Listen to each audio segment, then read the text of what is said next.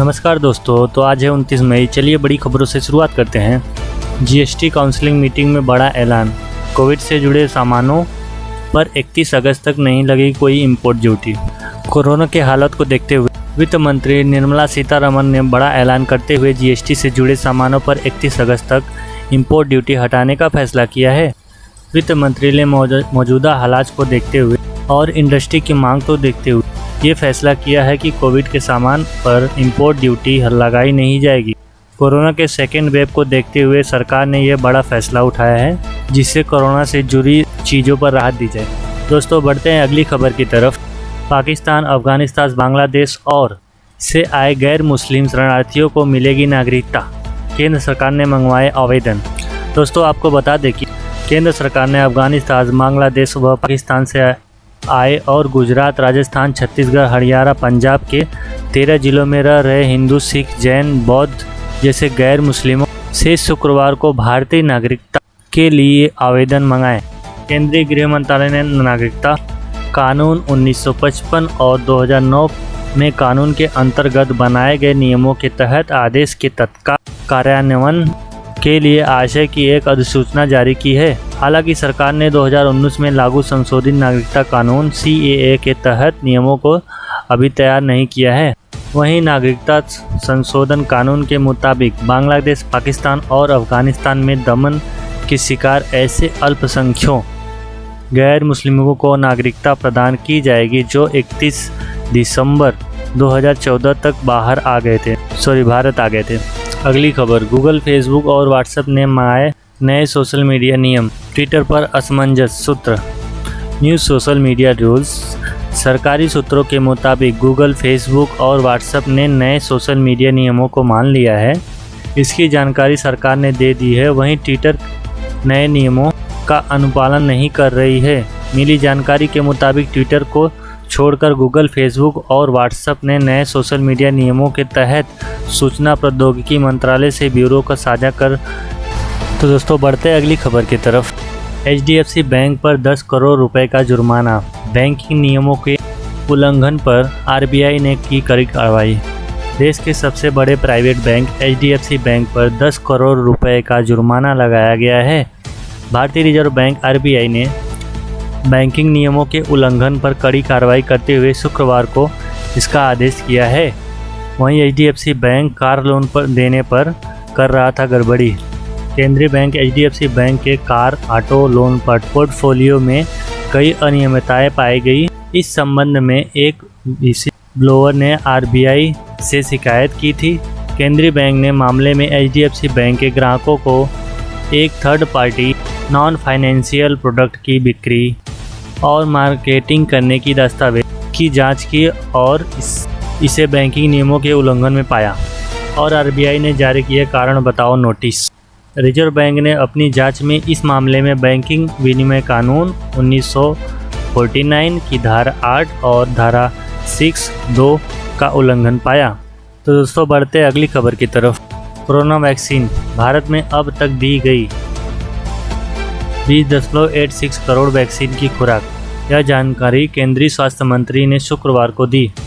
मंत्रालय ने बताया कि शुक्रवार को 18 से 44 आयु वर्ग के 13,36,309 लाभार्थियों को टीके की पहली खुराक, जबकि इसी आयु वर्ग के 275 लोगों को खुराक दी गई है दूसरी डोज।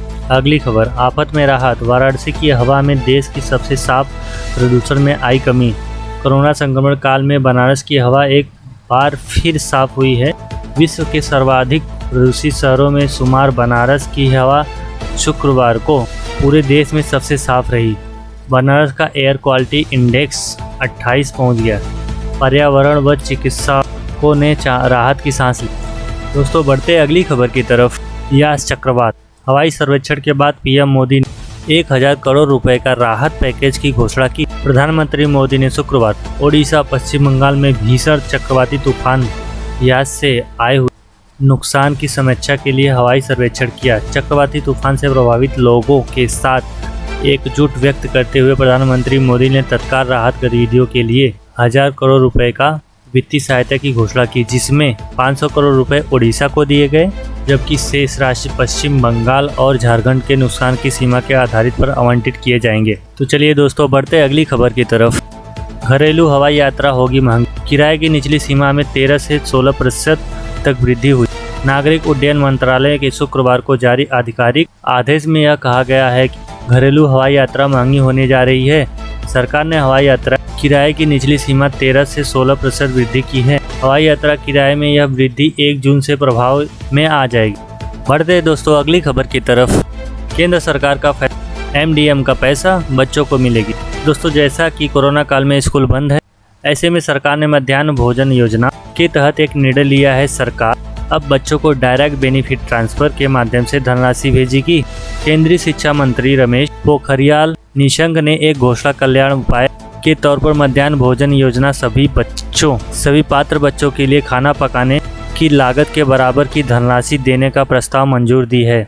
वहीं इस प्रकार DBT के माध्यम से 11.8 करोड़ छात्रों को नगद धनराशि मिलेगी। भारत सरकार की गरीब कल्याण अन्न योजना के तहत लगभग 80 करोड़ लाभार्थी को प्रति व्यक्ति प्रति माह 5 किलोग्राम की दर से निःशुल्क खाद्यान्न वितरण की घोषणा। तो दोस्तों, बढ़ते अगली खबर की तरफ। कोरोना से जंग, 12 से 15 साल के बच्चों को लगेगा फाइजर का टीका।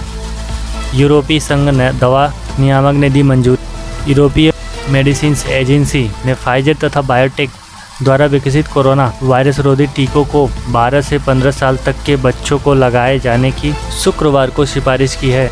यह फैसला महामारी के दौरान इस महाद्वीप के पहली बार बच्चों को टीका लगाने का रास्ता खोल रखा है। दोस्तों, बढ़ते अगली खबर की तरफ। अमेरिका जा रहा एयर इंडिया के विमान का बड़ा हादसा टला, बीच रास्ते में वापस लौटा विमान। जानिए क्या है वजह। दिल्ली से उड़ान भरने वाले एयर इंडिया के एक विमान को बीच रास्ते में ही वापस लेना पड़ा, जिसका कारण बड़ा चमगादड़। पायलट ने एयर ट्रैफिक कंट्रोल के इस बारे में सूचना दी और विमान को वापस ले आया। यह विमान अमेरिका के नेवार्क एयरपोर्ट जा रहा था। तो दोस्तों, बढ़ते हैं अगली खबर की तरफ। सोना चांदी, सोने की कीमतों में 205 रुपये की गिरावट, चांदी में मामूली उछाल। आज राजधानी में सोने की कीमत में गिरावट आई है। राजधानी में 24 कैरेट पीली धातु 205 रुपये गिरकर 47,910 रुपये प्रति 10 ग्राम पहुंच गई है। HDFC सिक्योरिटी के अनुसार पिछले कारोबारी सत्र में पीली धातु 48,115 रुपये प्रति 10 ग्राम पर बंद हुआ था। कल के मुकाबले रुपए में आए उछाल से घरेलू बाजार में सोना हुआ सस्ता। तो दोस्तों, ये कंटेंट आपको पसंद आ रहा है तो लाइक, सब्सक्राइब, शेयर जरूर करें, जिससे हमारा मनोबल बढ़े।